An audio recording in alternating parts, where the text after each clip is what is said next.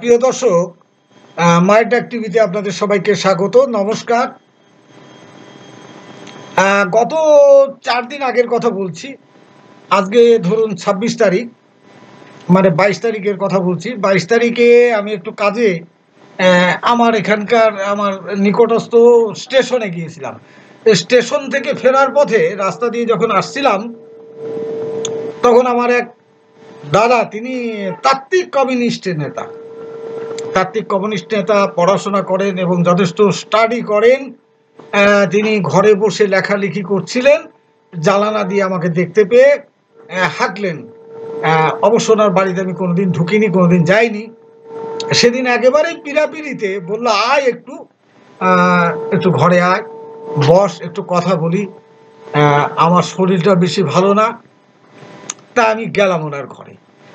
ওনার ঘরে যে বসলাম, বসে এ কথা সে কথা হতে হতে উনি জানেন যে আমরা এই বাংলাদেশ থেকে অত্যাচারিত যেসব রিফিউজি আসছে, বিশেষ করে হিন্দু, বৌদ্ধ, খ্রিস্টান, আদিবাসী যারা আসছে, আমরা তাদের মানবাধিকার নিয়ে আন্দোলন করি এবং কাজকর্ম করি। এটা উনি জানেন, বরাবরই জানেন আমার সম্পর্কে।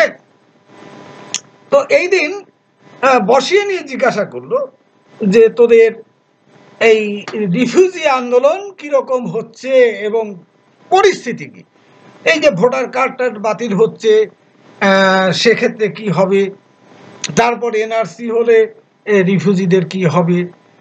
তা আমি হাসতে হাসতে বললাম, তোমরা তো আছোই, তোমরা তো আন্দোলন করছো।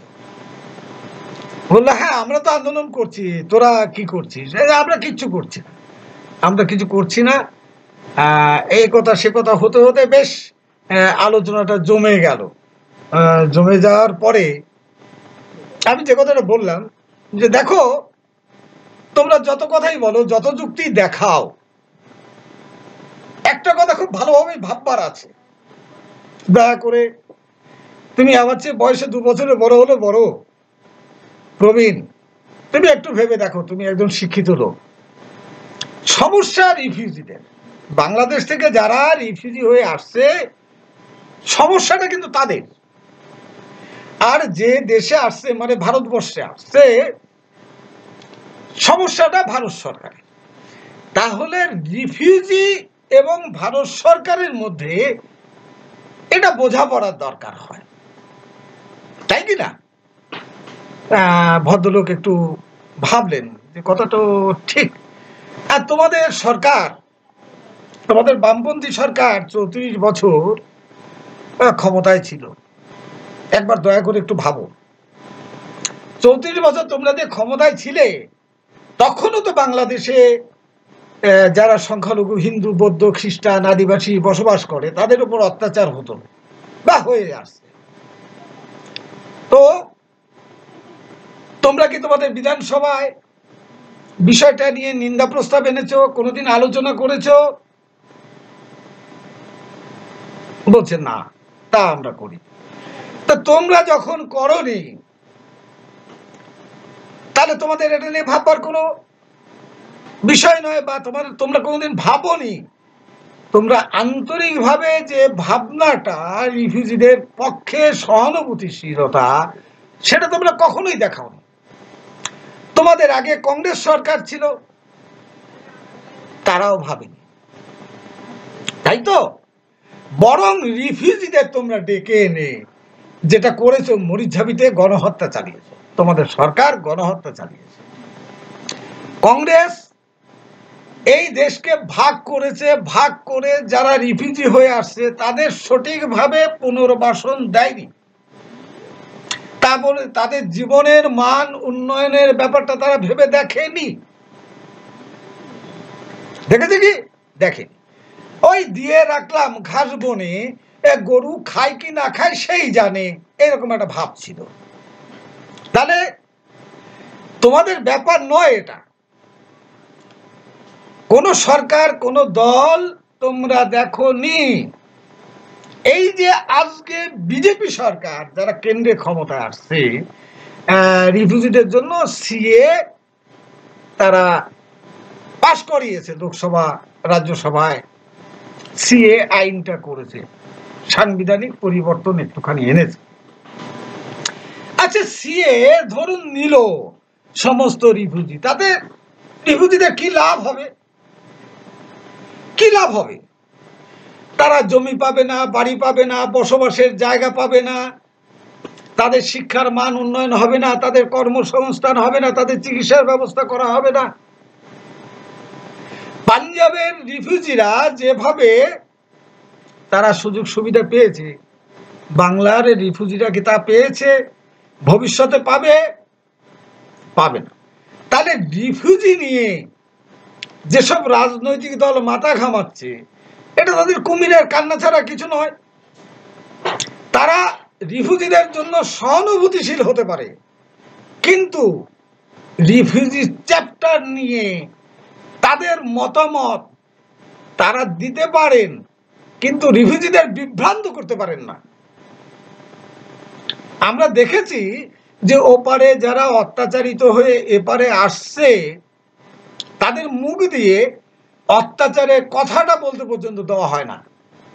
গ্রামের নেতা কর্মী, লোকাল নেতা কর্মী মানে ওরেফে জমিদার, পাড়ার জমিদাররা বলে থাকেন, এই বাংলাদেশে যা ঘটে গেছে ঘটে গেছে, এখানে এসে সব কথা বলবি না, উত্তেজনা ছড়াবি না।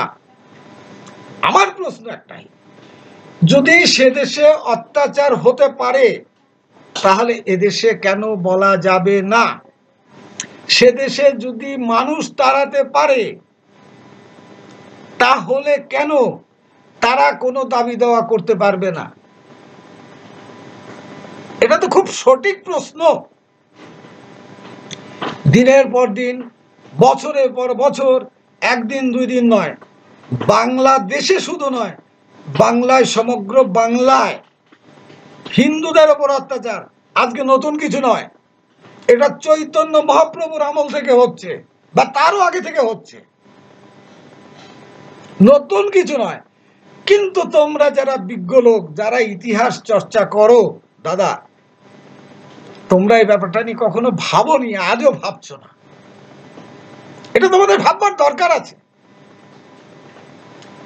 সরকার যে সিএ আইনটা তৈরি করেছে, সেটাও রিফিউজি নিয়ে যারা আন্দোলন করে যে সংগঠন, তাদের সাথেও পরামর্শ করার প্রয়োজন বোধ করেনি।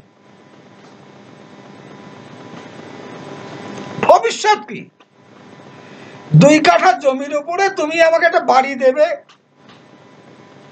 আর একখানা সার্টিফিকেট দেবে। ভারতবর্ষ প্রতিটি হিন্দুর, যারা পূর্ব বাংলায় বসবাস করছে বা এখনো আসছে, তাদের প্রত্যেকের এটা পিতৃভূমি। তোমাদের ছাড়াই আমরা ভারতবর্ষের সেবা করে আসছি। আমরা ভারতবর্ষের সেবা করছি না? এই যে আমাদের রিফিউজি ঘরের অসংখ্য সন্তান, যারা সিআরপিএফ এ, বিএসএফ এ, সীমান্তে, সেনাবাহিনীতে কাজ করছে, তারা এই দেশের জন্য রক্ত দিচ্ছে না, প্রাণ দিচ্ছে না? এটা তো আজকে নতুন নয়, এটা বহুদিন যাবৎ, দেশভাগের পর থেকেই যারা আসছে, এই দেশকে তারা পিতৃভূমি, মাতৃভূমি হিসাবেই তারা মনে করে না। শুধু এই দেশ, ভারতবর্ষের মাটিকে প্রতিটি হিন্দু রিফিউজি তারা পবিত্র ভূমি মনে করে। কেন মনে করে? নবদ্বীপ বলুন, দক্ষিণেশ্বর বলুন, তারাপীঠ বলুন, 51 পীঠ বলুন, হরিদ্বার বলুন, ঋষিকেশ বলুন, সবই তো এই মাটিতে। শ্রী জগন্নাথ দেবের মন্দির বলুন পুরীতে, সবই তো এই ভারতবর্ষের মাটিতে। এটা, এই মাটি প্রণাম করলে রিফিউজিদের পুণ্য হয়, এই মাটি প্রণাম করলে রিফিউজিদের কল্যাণ হয়, এই মাটি প্রণাম করলে রিফিউজিরা মনে করে তাদের পরমাত্মা শান্তি পায়। এখানে নাগরিকত্ব দেবার কি আছে? আমরা তো কিছু খুঁজে পেলাম না। সরকার একটা সম্মানিত সাংবিধানিক স্বীকৃতি দিয়েছে, সেটা ভালো কথা, কিন্তু তারপরে কি? মানুষ তো আরো 2 কোটি রয়ে গেছে ও দেশে, তাদেরকেও তো তাড়াবে। তাদের তাড়ালে তারা কোথায় আসবে? তারা কোথায় থাকবে? আপনারা তো 2014 পর্যন্ত বলে দিলেন, ঠিক আছে, বলে দিলেন। 2014 পরে যারা আসবে, এই যে 2 কোটি মানুষ রয়েছে, তাদের কি হবে? দয়া করে একটু ভাববেন ব্যাপারটা। আজকে রিফিউজিদের দরকার তাদের ঐক্যবদ্ধ হওয়া, তাদের বাঁচার তাগিদে ঐক্যবদ্ধ হওয়া।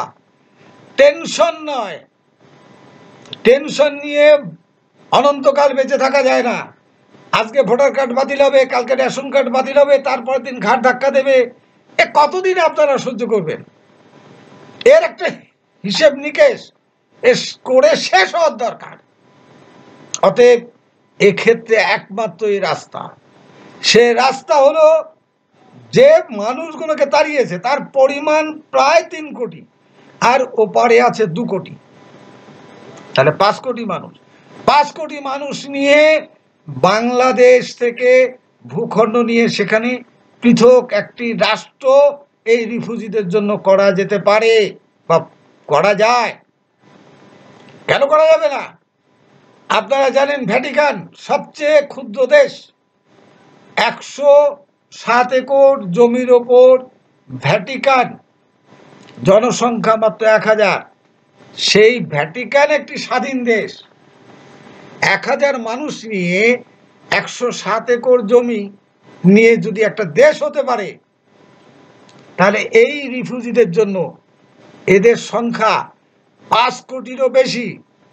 এই 5 কোটি মানুষের জন্য বাংলাদেশ ভাগ করে কেন আলাদা একটা সেপারেট স্বতন্ত্র স্বাধীন আবাসভূমি হবে না কেন? এটা হতেই পারে। পৃথিবীর বহু দেশ হয়েছে। যদি ভারত ভেঙে আফগানিস্তান হতে পারে, ভারত ভেঙে মায়ানমার ব্রহ্মদেশ হতে পারে, ভারত ভেঙে পাকিস্তান হতে পারে, পাকিস্তান ভেঙে যদি বাংলাদেশ হতে পারে, তাহলে বাংলাদেশ ভেঙে কেন আলাদা একটা রাষ্ট্র হবে না? আপনারাই বলুন। কতকাল, অনন্তকাল তো একতরফা মার খাওয়া যায় না। অনন্তকাল হিন্দুরা জমি হারাবে, বাড়ি হারাবে, এটা তো চলতে পারে না। চলতে পারে কি? একটা জাতিকে দিনের পর দিন অত্যাচার করে ধ্বংস করে দেওয়া হবে, এটা তো চলতে পারে না।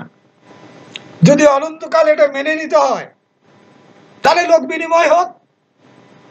47-এর সেই লোক বিনিময়, 2টো প্রস্তাব, এক হয় স্বাধীন স্বতন্ত্র আবাসভূমি দিক, অত্যাচারিত হিন্দুদের জন্য বাংলাদেশ ভাগ করে স্বাধীন স্বতন্ত্র আবাসভূমি, অন্যথায় অন্তত পক্ষে এই উত্তর পূর্ব ভারতের সাথে 1947-এর সেই doctor Shyamaprasad Mukherjee, doctor BR আম্বেদকরের যে পদ্ধতি, জনবিনিময় পদ্ধতি, তাহলে জনবিনিময় পদ্ধতি চালু হোক উত্তর পূর্ব ভারতের সাথে। যেমন মিজোরাম, মেঘালয়, ত্রিপুরা, আসাম, পশ্চিমবঙ্গ সব মিলে জনবিনিময় করা হোক। আপনাদের মতামত কি বলুন? আপনারা দয়া করে আপনাদের মূল্যবান মতামত অবশ্যই জানাবেন। নমস্কার, শুভ সন্ধ্যা।